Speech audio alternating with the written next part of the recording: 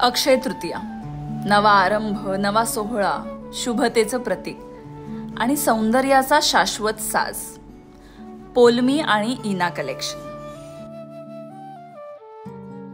ह्या दिवशी प्रत्येक सुरुवात असते कायमची, म्हणून सजणंही असावं असंच, पारंपरिक, शाही आणि अनमोल.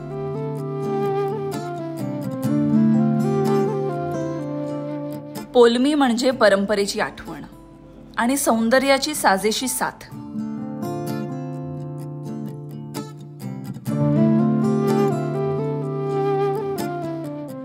अक्षय तृतीया, जिथे प्रत्येक क्षण होतो अनमोल आणि त्याला साजरे करते पोलमी आणि इना.